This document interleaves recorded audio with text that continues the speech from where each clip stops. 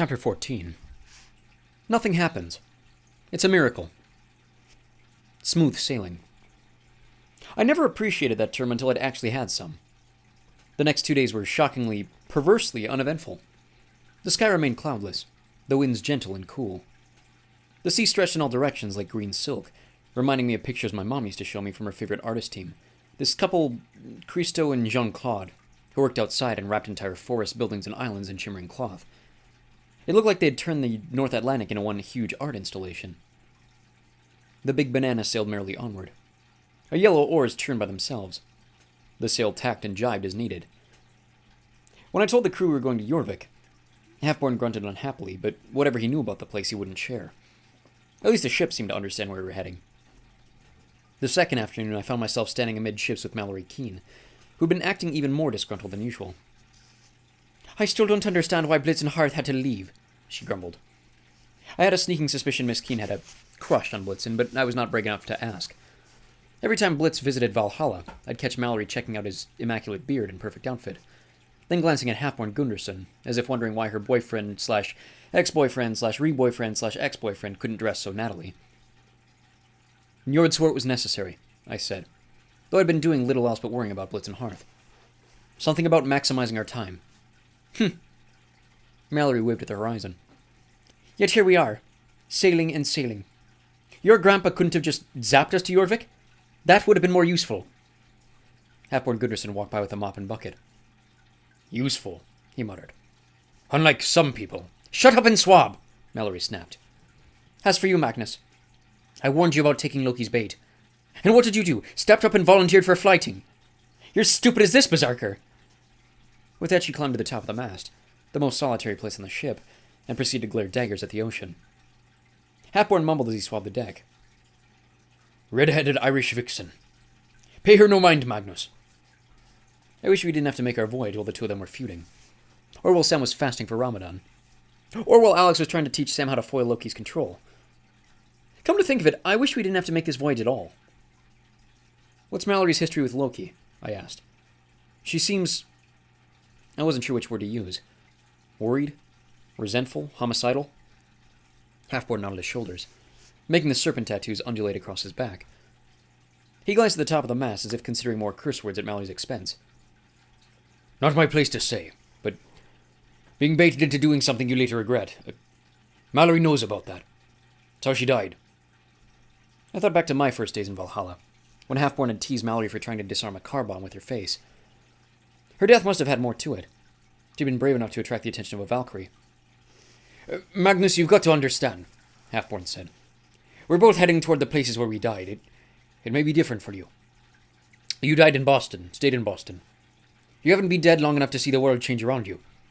But for us, Mallory's got no wish to see Ireland again, even if we just sail past its shores. And me, I never wanted to return to Jorvik." I felt a pang of guilt. "Man, I'm sorry. Is that where you died?" Not the exact spot, but close. I helped conquer the city with Ivar the Boneless. It served as our base camp. Not much of a town back in the day. I just hope they don't still have Vatnaveter in the river." He shuddered. "Bad." I had no idea what Vatnaveter were, but if Halfborn Gunderson considered them bad, then I didn't want to meet them. Later that evening, I checked in on TJ, who was standing at the prow staring over the waves, drinking coffee and nibbling a piece of hardtack. Why he liked hardtack, I couldn't tell you. It's like a big saltine cracker made with cement instead of flour. And no salt. "Hey," I said. He had trouble focusing on me. "Oh, hey, Magnus." He offered me a cement cracker. "Want one?" "I'm good, thanks. Might need my teeth later on." He nodded as if he hadn't gotten the joke. Ever since I told the crew about my conversation with Njord, TJ had been quiet and withdrawn. About as close as he ever got to brooding. He dipped his handtack in my coffee. "I've always wanted to go to England. Just never thought I'd be after I was dead. On a quest, in a bright yellow warship." "England? That's where we're heading. Didn't you know?" When I thought about England, which wasn't very often, I thought of the Beatles, Mary Poppins, and guys wearing bowler hats, carrying umbrellas and saying, "Pip pip cheerio." I didn't think about hordes of Vikings or places called Jorvik. Then I remembered that when I'd first met Halfborn Gunderson, he told me he died invading East Anglia. That had been a kingdom in England like 1,200 years ago. Those Vikings really got around. TJ leaned on the rail. In the moonlight, a thin streak of amber glowed across his neck. The path of a meunier ball that had grazed him during the first battle as a Union Army soldier. It seems strange to me that you could die, reach Valhalla, get resurrected daily for 150 years, and still carry a tiny scar you got in your mortal life. Back in the war, he said, we all worried that Great Britain would declare for the rebels. The British had abolished slavery way before we did, the Union, I mean, but they needed southern cotton for their textile mills. The fact that the UK stayed neutral and didn't side with the South was a huge factor in the North winning the war. Always gave me a warm feeling toward the Brits. I dreamed about going there someday and saying thank you in person. I tried to detect sarcasm or irony in his tone. TJ was the son of a freed slave. He'd fought and died for a country that kept his family in chains for generations. He even carried the name of a famous slaveholder. But TJ said we when we talked about the Union. He wore his uniform proudly after more than a century. He dreamed about crossing the ocean to thank the British just because they'd done him the favor of staying neutral. How do you always find the bright side? I marveled. You're so positive. TJ laughed, nearly choking on his hardtack.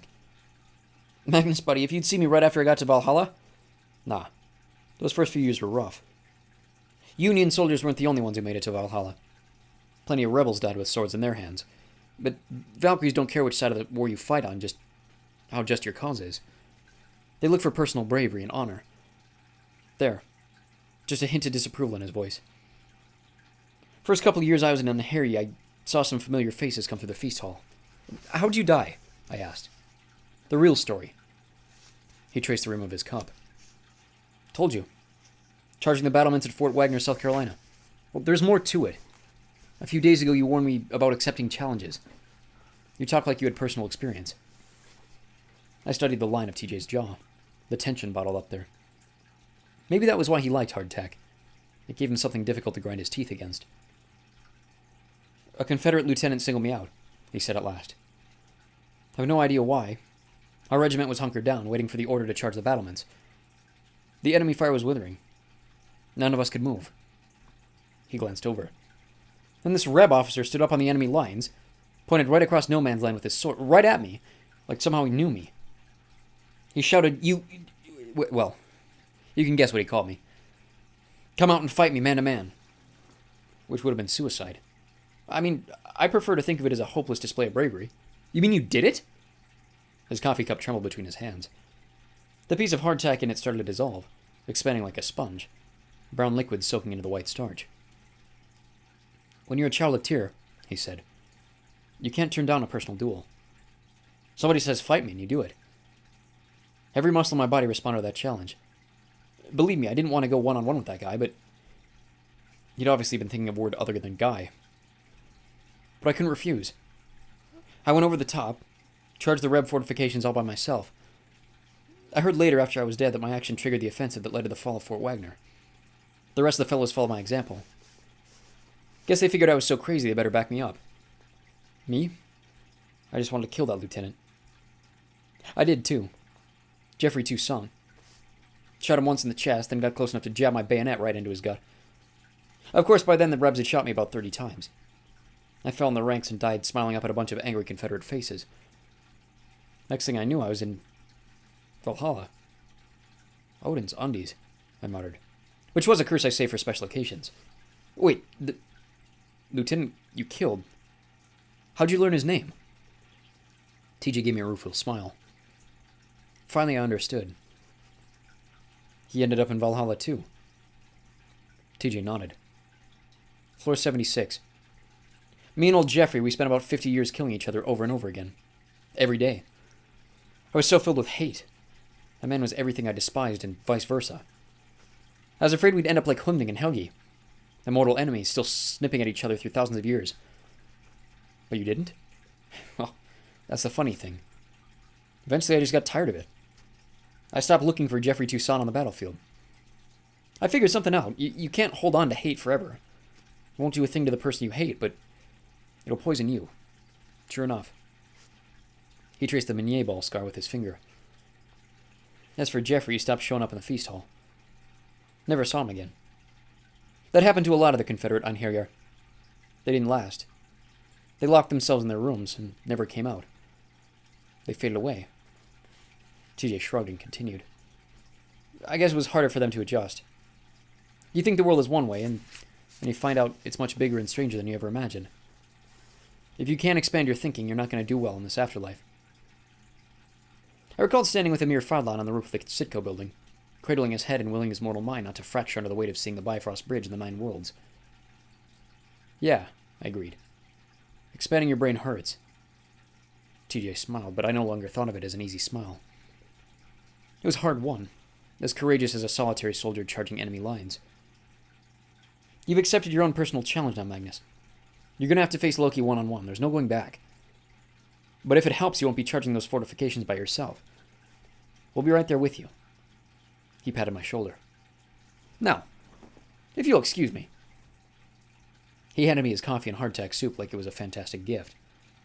I'm going to have to get some shut-eye. Most of the crew slept below decks. The big banana, we had discovered, would unfold as many rooms as we needed to be comfortable, regardless of the exterior size of the hull. I wasn't sure how that worked. Even though I was a Doctor Who fan, I didn't like testing the limits of our bright yellow TARDIS. I preferred sleeping on the deck under the stars, which is where I was on our 3rd morning at sea, when Alex shook me awake. Let's go, Chase, she announced. We're running Samira through her paces. I'm going to teach you how to defy Loki even if it kills us. And by us, I mean you.